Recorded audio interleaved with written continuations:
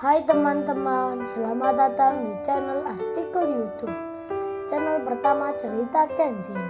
Kali ini admin upload lagi ya. Terima kasih. Kisah pemuda kaya, anak bos besar, pemilik 73 perusahaan, yang menjadi cleaning service. Episode 727. Kenshin yang ditampar Julia. Kenshin tak membalasnya. Para bodyguardnya Julia pun langsung berdatangan, hendak menangkap Kenshin dan menghajar. Namun Julia itu bilang, "Tunggu biar aku dulu yang memukulnya."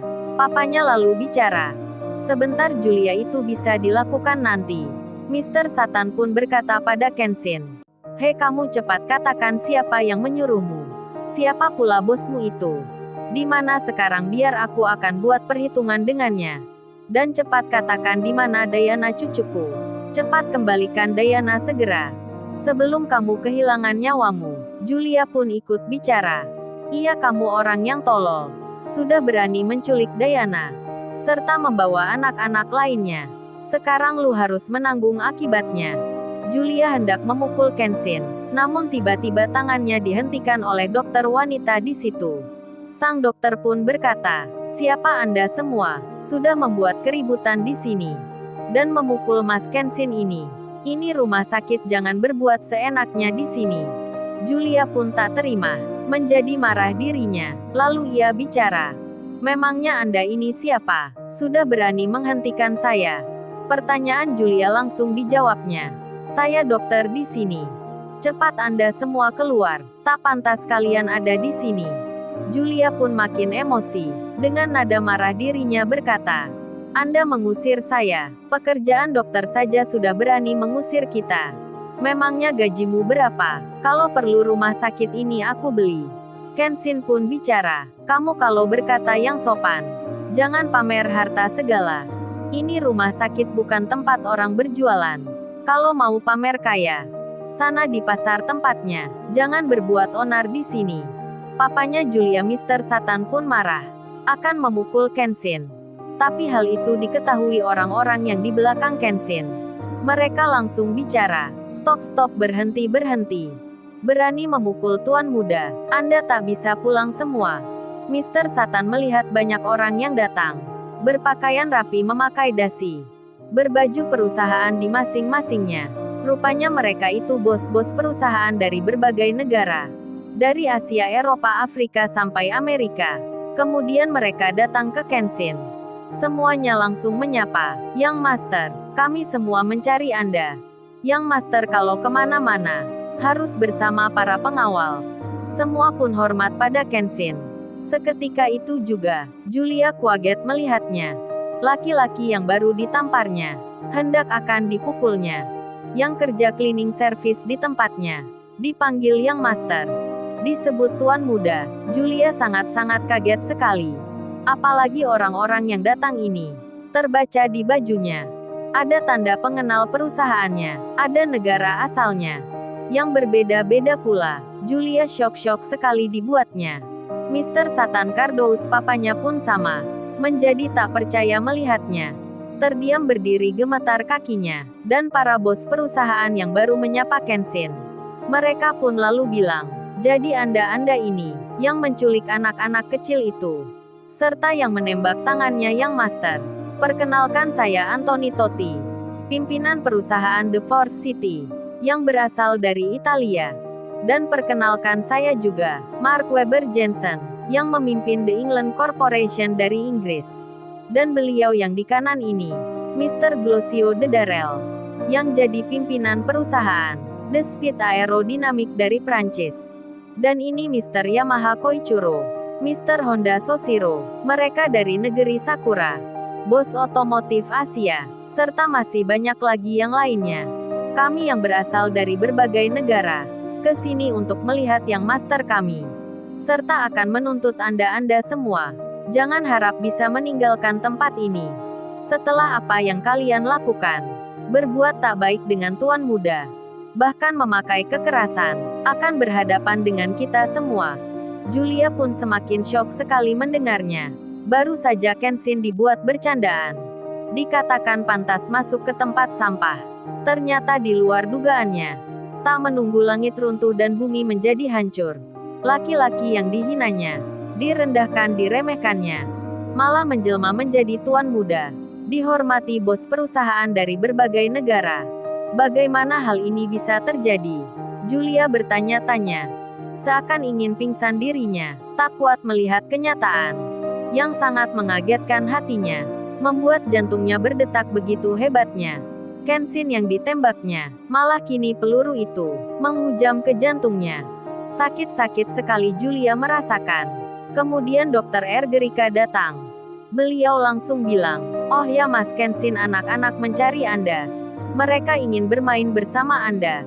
Dan dari CCTV kita baru melihatnya. Nona ini keluarganya Diana. Jangan khawatir, Diana baik-baik saja. Tapi kita tak bisa memaafkan Anda menculik anak-anak untuk mengobati Diana. Beruntung ada Mas Kenshin yang membawa anak-anak itu ke sini. Beruntung pula Diana yang turut pula diselamatkan Mas Kenshin ini. Kalau tidak bisa-bisa Anda menjadi pembunuh Diana, melakukan operasi yang beresiko tinggi. Bukannya berterima kasih pada yang menolong anak Anda, Nona ini malah yang menampar penolongnya." Kenshin pun menjawabnya. "Sudah nggak apa Dr. Ergerika. Hal itu bagi saya tak masalah. Terima kasih sudah memberitahukan ke sini. Baiklah, saya akan ke anak-anak segera." Kenshin pun berjalan pergi, didampingi bos-bos perusahaan yang banyak sekali. Para bodyguardnya Julia dan Mr. Satan itu, serta jenderal polisi yang ada di situ, tak berani menghentikan Kenshin, karena sudah tahu sendiri resiko yang akan dihadapi. Terlebih pemuda itu dihormati orang-orang yang sangat penting. Julia pun terdiam dalam 1000 bahasa. Matanya kosong, pikirannya linglung. Oleh Dr. Ergerika langsung dibilangnya, "Oh ya, kalau Nona ingin melihat Diana silahkan, saya akan antarkan. Tapi jangan dibawa pulang sekarang, karena Diana masih dalam pengawasan. Sekali kambuh sakitnya Diana akan terancam nyawanya. Jadi Diana harus di sini sampai 3 hari ke depan. Silahkan ikut saya." Dr. Ergerika mengajak Julia, serta papanya Mr. Satan kardus itu. Julia dan papanya langsung mengiyakan. Di samping rasa bahagia mendengar Diana baik-baik saja, namun muka mereka sangat kusut sekali. Tak seperti sebelumnya yang garang, yang begitu sombongnya, karena baru mengetahui tentang siapa Kenshin. Hingga sampailah mereka di ruangan, di mana ada Kenshin di situ. Julia dan papanya melihat dari jendela kaca. Langsung kaget-kaget dibuatnya ketika melihat Diana bermain bersama dengan anak-anak yang mereka culik kemarin. Julia menangis sejadi-jadinya, begitu pula dengan papanya, yang melihat cucunya Diana, nampak riang gembira, tertawa berlari bersama anak-anak yang di situ. Kemudian terlihat Diana ingin digendong Kenshin. Kenshin pun menggendongnya. Melihat hal itu Julia perasaannya tak karuan. Pria yang berencana akan dipukul dengan tongkat bisbolnya, akan dipatahkan tangannya, malah disayangi Diana. Dia yang menyelamatkan Diana. Perasaan Julia hancur jadinya. Di samping mengetahui Kenshin lebih kaya darinya, dihormati bos-bos berbeda negara, pria itu juga menyayangi Diana. Bingung-bingung sekali Julia. Harus berbuat apa kini dirinya? Dia yang dipanggil Tuan Putri, kini dikalahkan seorang pria yang dihinanya, yang ternyata tuan muda, yang lebih jauh di atasnya. Julia pun kini berkecamuk pikirannya. Terasa berat bebannya, hingga Julia di samping papanya langsung pingsan seketika. Sedang di lain tempat, di dalam pesawat mewah milik bos besar, Ririn, Iwan, Rena dan Natalia, serta Pak Bargali dan istrinya. Begitu pula Anggun dan Maya, mereka pun telah tiba di Jerman. Telah sampai di bandara, lalu semua pun melihat pesawat-pesawat perusahaan yang banyak terparkir di sini. Pak Bargali yang melihat itu jadi bertanya. Anggun dan Maya pun sama. Begitu pula dengan si Rena, yang tak tahu jawabannya. Hingga Pak Michael berkata, "Oh, itu semua pesawat perusahaan yang dimiliki bos besar dari berbagai belahan dunia, yang sekarang mereka itu, para pimpinan perusahaan itu, lagi melihat tuan muda di sini."